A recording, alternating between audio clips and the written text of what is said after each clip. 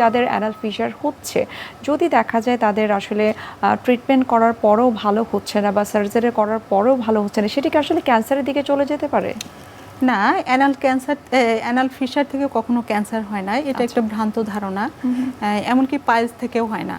আসলে ব্যাপারটা এরকম যে মলাশয় বা মলদ্বারের মুখে যত রোগ আছে সব রোগের উপসর্গই কিন্তু সেম। পায়খানা রাস্তা দিয়ে রক্ত যাওয়া, ব্যথা হওয়া, চুলকানো, এগুলোই আসলে উপসর্গ, যার কারণে রোগীরা এবং সাধারণ মানুষ বিভ্রান্ত হন। তাহলে আপনাকে কিছুটা ভীতি কাজ করে। এটা আসলে দূর করার জন্য যেটা করতে হবে সেটা হচ্ছে আপনার সমস্যা হলে আপনি একজন চিকিৎসকের শরণাপন্ন হন, আপনি একজন এমবিবিএস ডাক্তারের কাছে যান, উনি আপনাকে দেখে কিন্তু এগুলো ডিফারেন্সিয়েট করে দিতে পারবে। এবং উনি যদি একজন এমবিবিএস ডাক্তার যদি মনে করে যে বিশেষজ্ঞ ডাক্তারের কাছে যাওয়া প্রয়োজন, এখন কিন্তু দেখা যাচ্ছে প্রত্যেক বিভাগীয় শহরে, এমনকি জেলা শহরগুলোতেও স্পেশালিস্ট চিকিৎসার সুব্যবস্থা রয়েছে প্রত্যেকটা জায়গায়।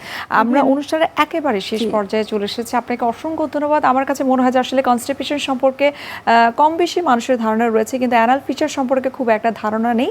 আশা করি আমাদের আজকের অনুষ্ঠানের মাধ্যমে তারা সঠিক ধারণাটা পাবে।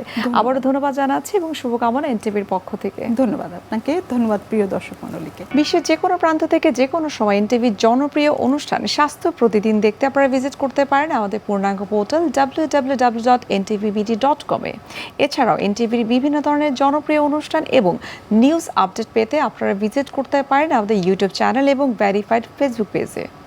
দর্শক, আজ এখানে শেষ করতে হচ্ছে, দেখা হবে আবার আপনাদের সঙ্গে। সে পর্যন্ত আপনারা সবাই ভালো থাকুন, সুস্থ থাকুন এবং সব সময় এনটিভির সঙ্গে থাকুন।